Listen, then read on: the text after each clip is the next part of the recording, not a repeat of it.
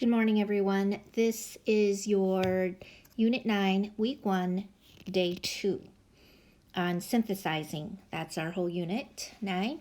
So today, for Day 2, here are your learning targets. First, you're going to hear and discuss a science fiction story. Give reasons for your opinions. Discuss opinions respectfully, and finally read independently for 30 minutes.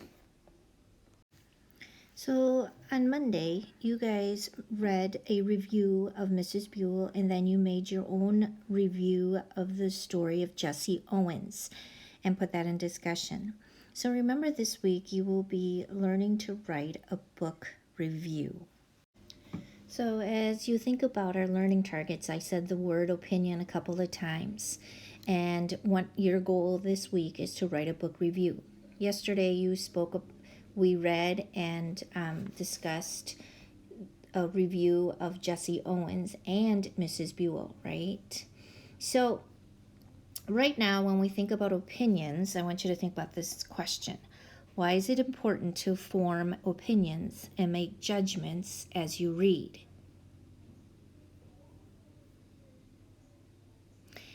Maybe you want to ask yourself these questions. What might be a different opinion about the same topic? Do I agree with it?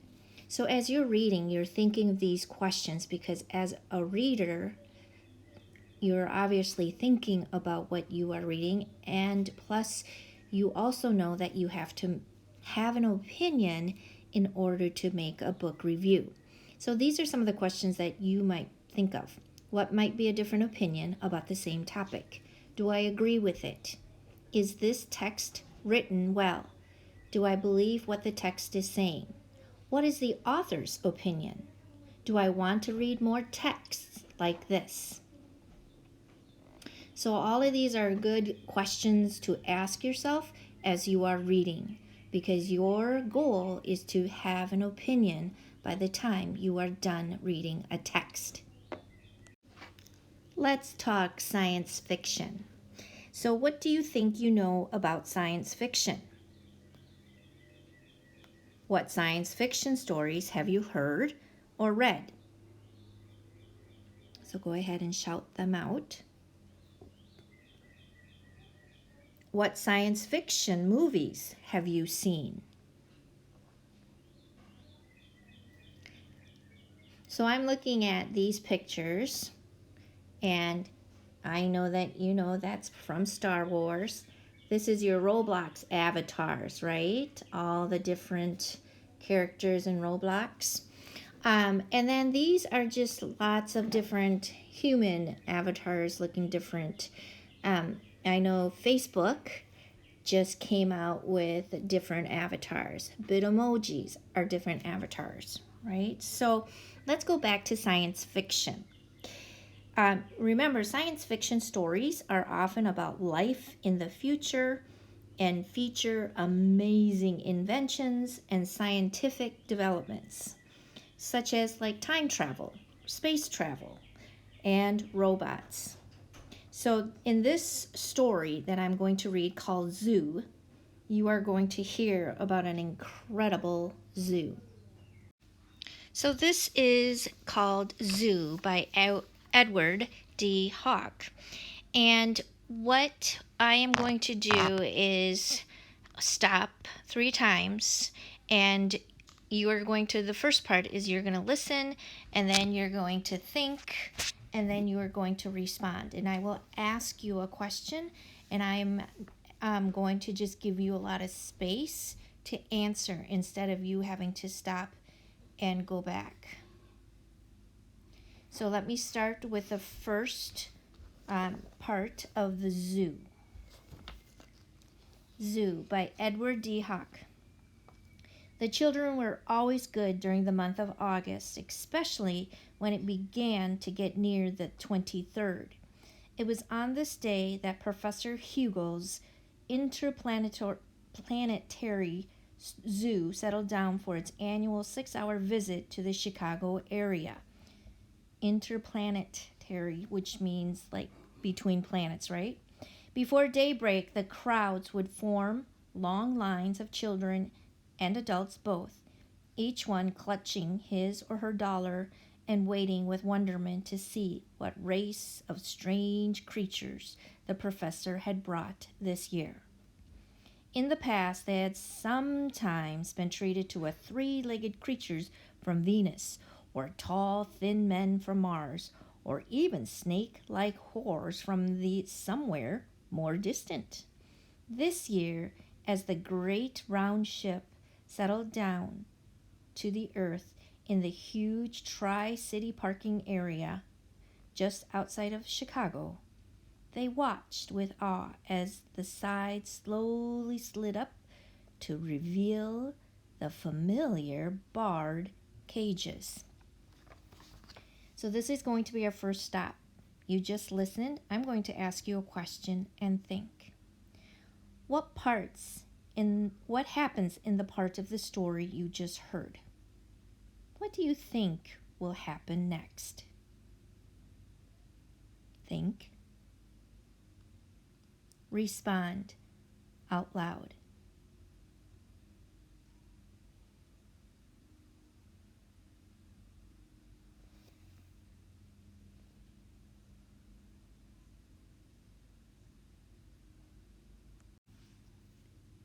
This year, as the great round ship settled slowly to earth in the huge Tri-City parking area just outside of Chicago, they watched with awe as the sides slowly slid up to reveal the familiar barred cages.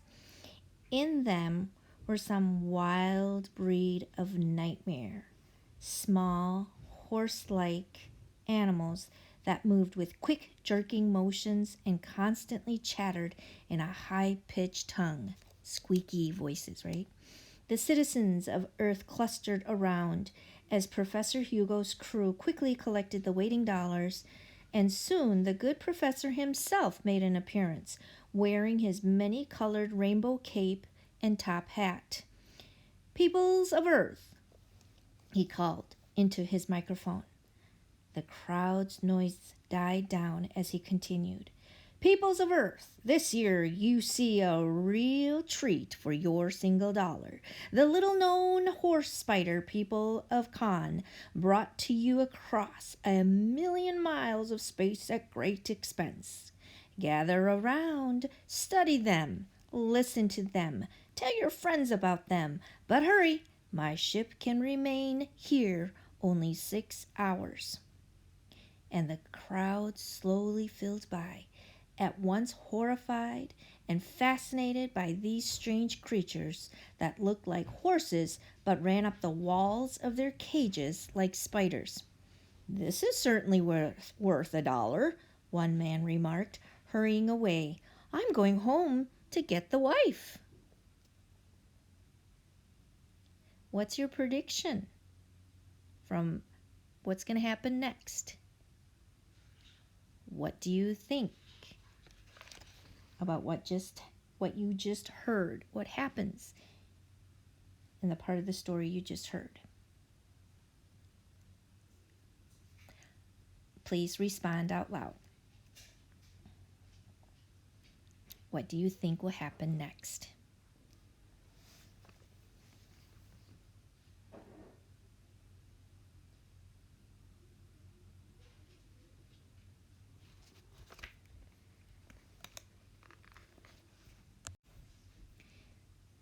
"This is certainly worth $1," one man remarked, hurrying away. "I'm going home to get the wife." All day long it went like that, until 10,000 people had filled by the barred cages set into the side of the spaceship. Then, as the 6-hour limit ran out, Professor Hugo once more took microphone in hand. "We must go now, but we will return next year on this date. And if you enjoyed our zoo this year, phone your friends in other cities about it. We will land in New York tomorrow, and next week on to London, Paris, Rome, Hong Kong, and Tokyo. Then on to other worlds." He waved farewell to them, and as the ship rose from the ground, the Earth peoples agreed that this had been the very best zoo yet. Some 2 months and 3 planets later, the silver ship of Professor Hugo settled at last onto the familiar jagged rocks of Khan, and the queer horse spider creatures filed quickly out of their cages. Professor Hugo was there to say a few parting words, and then they scurried away in 100 different directions, seeking their homes among the rocks. So what do you think so far? Or what happened in this story? What do you think is going to happen next?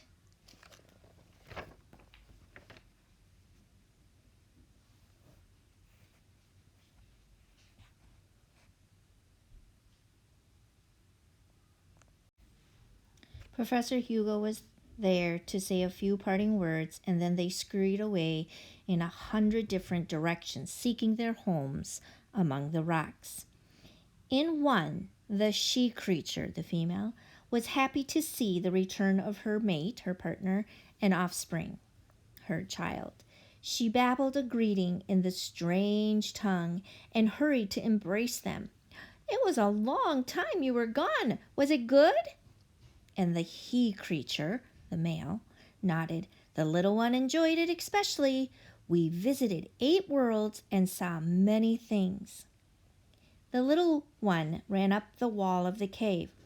"On the place called Earth, it was the best.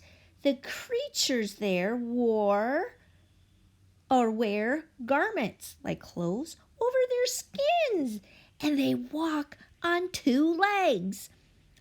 "But isn't it dangerous?" asked the she creature. "No," her mate answered. "There are bars to protect us from them. We remain right in the ship. Next time you must come with us. It is well worth the 19 comics it costs." And the little one added, "It was the very best zoo ever."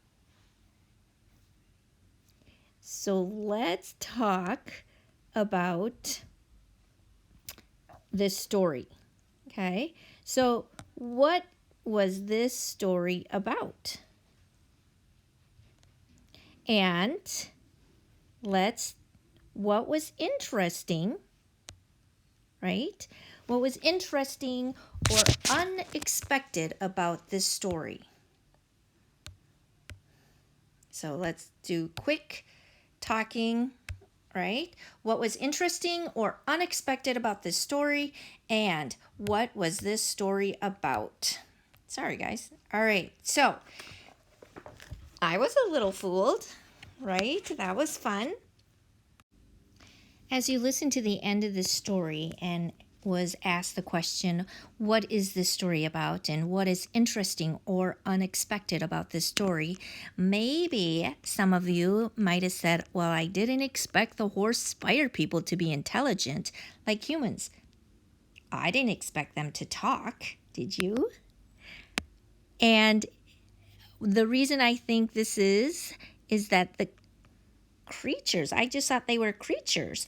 I didn't realize that they were like human-like and that they would be talking. So I think it is interesting that the creatures think the cages have bars to protect them. And the reason I think this is that the humans are thinking just the opposite, that the bars protect them from the creatures.